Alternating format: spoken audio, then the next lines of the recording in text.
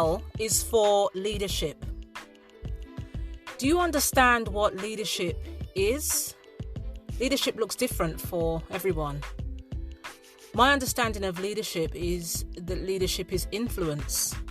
It means that if you are in a position where you have people following you, or you have a team around you, or you have a family surrounding you, that you are operating in such a way that others want to follow. I often use the analogy that leadership is only leadership if anyone is following you. Otherwise, you're just taking a stroll on your own, not leading anybody. And so when we enter the church and we hear so many sermons about leadership, especially pointed towards the men, leadership is something that men should know. Leadership is something that men need to exercise. Leadership is something that needs to be displayed in the family home by the man. There's two things I want to address here. One is, how do we know what leadership is if we've never seen it? If we haven't had it displayed in our own lives, especially growing up, we're adopting our own version of leadership. There are so many people who want to lead, and their interpretation is to either be a dictator, to live a pretentious life where it seems as if you're in either a position of leadership or that you have followers. Social media is an example. The more followers you have, it can come across that you're some kind of leader in your field, and that can be the case.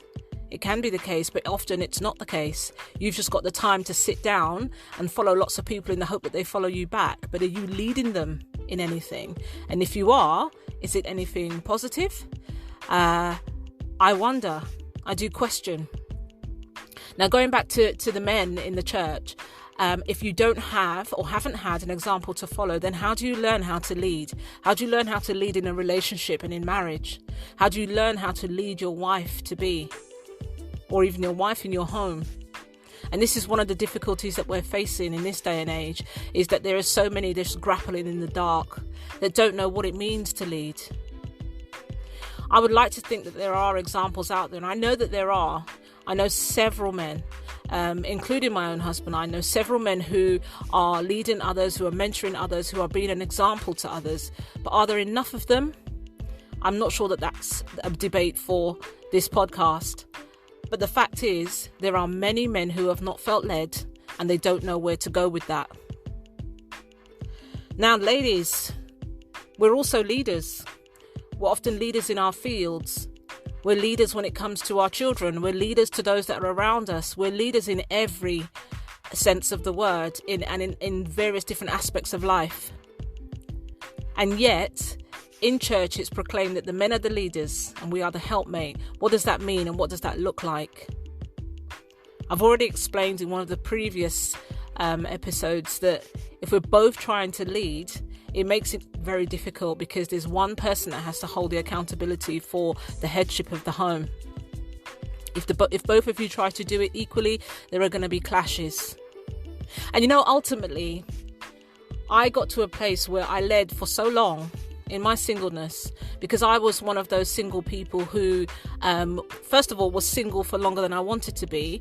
And secondly, I was single and living alone, which can be different to being single and in a family, or single living with housemates or flatmates or something like that. So I lived on my own, and I lived a very, I wouldn't quite go as far as to say isolated life, but my home was my home. I didn't have people around all the time.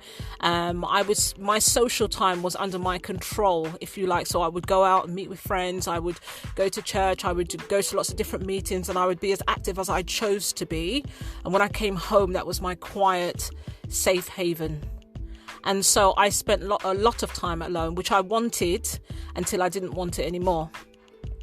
And so for me, the only person I was leading was me, really, in my home setting. And so I got used to that. And so leadership for me coming into marriage, I'd got to a place where part of me was quite happy to hand over certain elements of leadership, if you like, and other parts of me were fighting, and still are. I'm still fighting the battle sometimes to submit to my husband, or submit to certain directions, or even suggestions. There's a controlling factor in me based on where I've come from and my childhood, and I think my genetic makeup, that wants to lead all the time and wants to have an opinion on everything and wants to race ahead, when my husband is more slow paced and he will contemplate things more. And so there becomes this battle for leadership when you're in marriage. So as a single person, what's your approach to leadership? As a female, it can be seen that you're being told that you must not lead, that your husband must lead and you must submit and obey, and that's the end of it. As a man, you're being forced into a position of leadership, even if that's not your strongest quality, if you like, because I do believe that leadership is, for want of a better description, you could describe it as a gift, really. We all have opportunities to lead. Some people stand out more in leadership. Some people are naturally leaders without even trying. People just want to follow them. Some want to be in that category but aren't, so they try a lot harder and then become leaders in their own right. And some just sit by the wayside. But I can guarantee you that every single one of us is a leader. Not everything that we do is public. And so leadership is in all of us. The question here is, are you prepared to lead? Are you prepared to submit?